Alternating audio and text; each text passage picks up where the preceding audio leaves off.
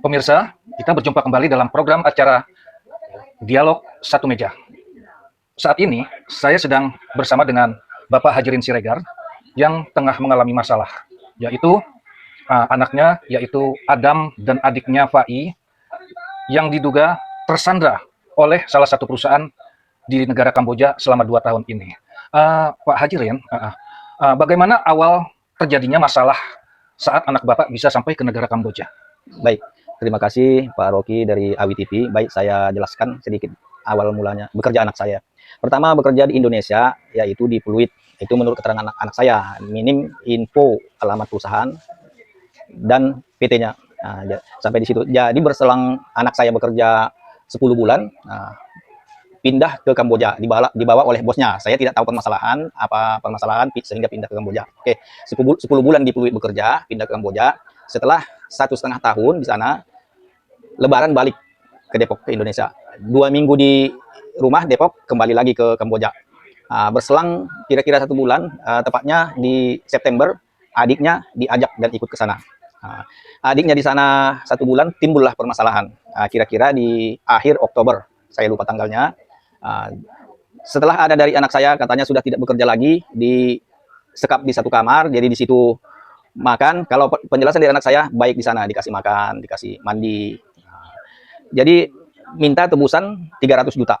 Kata yang punya perusahaan, anak saya ngambil uang dari akun perusahaan sebanyak 300 juta. Jadi komunikasi terus, paling tidak 3 hari, 3 hari sekali dengan istri saya, terkadang dengan saya. Jadi komunikasi dengan saya, bos perusahaan ini meminta supaya dibayarkan 300 juta, supaya anaknya dikembalikan. Jadi saya minta tempo supaya saya jual rumah dulu, nanti terjual baru saya bayar, tapi pihak perusahaan tidak mau.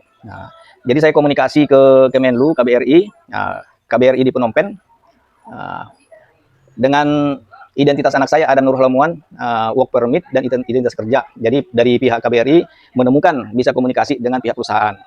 Jadi saya menganjurkan ke KBRI jangan hanya komunikasi melalui telepon, tolong supaya dikunjungi perusahaan tersebut. Berselang seminggu, tepatnya tanggal 10 Oktober, KBRI-nya dapat berkunjung ke perusahaan, dan di situ video call dengan saya, dari pihak KBRI, perusahaan, dan anak saya ada satu di situ, Adam Nurul Lamuan, adiknya tidak ada. Jadi pihak KBRI menyarankan ke perusahaan bagaimana anak ini supaya dikerjakan kembali untuk mencicil uangnya. Itu kapan terakhir komunikasi Pak Hajirin dengan Adam anak Bapak yang difasilitasi oleh pihak KBRI Phnom Penh? Iya, betul. Itu di bulan apa, Pak? Tanggal 10 November, 10 November komunikasinya. KBRI meminta mengajukan ke pihak perusahaan supaya anak ini dipekerjakan untuk mencicil utangnya, tapi dari pihak perusahaan tidak menerima. Udah sampai di situ, pihak KBRI menyarankan supaya kalau utang piutang perdata dari pihak pemerintah melalui KBRI tidak bisa ikut campur, hanya memfasilitasi. Ya, jadi saya berasumsi kalau anak saya tidak bekerja lagi, ditempatkan di satu tempat, berarti pihak perusahaan mengharapkan dari orang tua dari Indonesia. Jadi seperti pemerasan, Pak, ya? Jadi kalau menurut saya ini seperti pemerasan. Ya. Lalu kemudian dengan adanya dugaan ini, artinya tindakan hukum apa yang telah dilakukan oleh Pak Hajirin? Apakah melakukan pelaporan?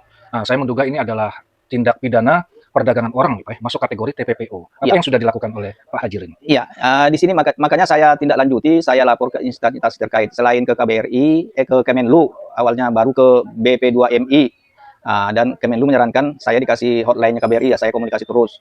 Dan ke Kapolri saya buat laporan, juga ke TPPO saya buat juga, ke Gerindra Pak Prabowo saya buat juga. Terakhir saya buat ke Menko Polhukam Pak Mahfud. Saya buat tanggal 20 Desember. Ya. Jadi saya tindak lanjuti tanggal 4 Januari kemarin. Masih ditelaah katanya. Responnya masih ditelaah? Iya. Setelah tanggal 20 ya, cukup lama juga. Cukup lama. Iya. Jadi saya di sini mempertanyakan tanggal 20 ke tanggal 4 masih ditelaah. Sedangkan anak saya di sana kita tidak tahu bagaimana di sana keadaannya. Baik. Jadi saya akan terus mengusahakan ini anak saya ini, kemana saja pun saya akan tindak lanjut ke instansi terkait. Baik. Saya dengar pernah ada ancaman ya, Pak ya, bahwa anak Bapak akan dipotong jarinya. Ya.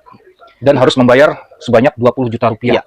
Apakah betul pernah seperti itu, Pak? Betul, Pak Rocky dari AWI TV. Awalnya itu anak saya menelpon ke istri saya, ibunya Adam. Mak, tolong bayarkan utangku, ada 20 juta tempat judi. Tolong dibayarkan, kalau tidak dibayar hari ini jari saya dipotong 2. Jadi mamanya berinisiatif, nggak ada uang kalau 25 juta aja untuk memperingan. Ya, ditransferlah 5 juta ini ke rekening Adam. Baik. Tiba-tiba kira berapa jam lah, itu bosnya yang punya perusahaan tempat bekerja Adam itu menelpon ibunya Adam. Ibu, saya bantu 20 juta. Saya kirim untuk membayar utang Adam. Oke, dikirim ke rekening istri saya. Tapi berselang 1 jam disuruh kirim ke Adam lagi untuk membayar duit utang. Tapi dikirim 15 juta karena ibunya sudah mengirim 5 juta sebelumnya. Ya, baik. Ya, begitulah. Ya, jadi sudah ada permintaan sebelumnya semacam uang tebusan ya atas masalah yang dihadapi oleh Adam, anak Pak Hajirin di Kamboja sana. Kami turut prihatin dengan musibah yang dihadapi oleh Pak Hajirin dan keluarga.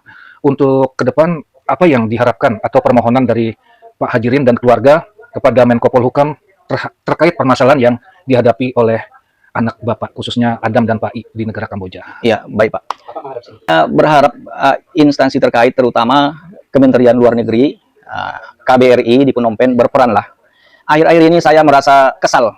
Dari tanggal 18 Desember tidak ada komunikasi. Saya WA terus, KBRI tidak dijawab. Terakhir saya WA di Kemenlu menjawab, baik Pak, ini per 22 Desember anak Bapak sehat dan aman. Terus saya jawab, berarti 22 Desember sampai sekarang tanggal 2 udah berapa hari nggak ada komunikasi. Saya WA terus, saya bilang ke Kemenlu, sampai sekarang belum jawab. Ya, saya harap hal ini, saya sudah buat laporan ke Menko Polhukam melalui Menko Polhukam, Pak Mahfud MD, tanggal 20. Tolong Pak, surat saya, laporan saya ditindaklanjuti. Dari tanggal 20, saya ke sana tanggal 4 masih ditelaah. Saya beranggapan ini belum sampai ke Bapak. Jadi melalui podcast ini, di AWI TV ini, tolong Pak bantu saya. Bantu saya Pak, tolong anak saya di Kamboja tersekap oleh pihak perusahaan. Baik, demikianlah wawancara AWI TV kepada Bapak Hajirin yang tengah menghadapi permasalahan anak hukum anaknya di negara Kamboja. Baik, kepada pihak instansi terkait, khususnya KBRI, Kemenko Polhukam maupun Kepolisian Republik Indonesia, diharapkan koordinasi dan tindakan hukum yang secepat-cepatnya dan setepat-tepatnya atas permasalahan yang dihadapi oleh Pak Hajirin dan keluarganya. Demikianlah pemirsa wawancara AWI TV dengan Pak Hajirin. Kita dapat berjumpa kembali di dalam program acara Dialog Satu Meja berikutnya.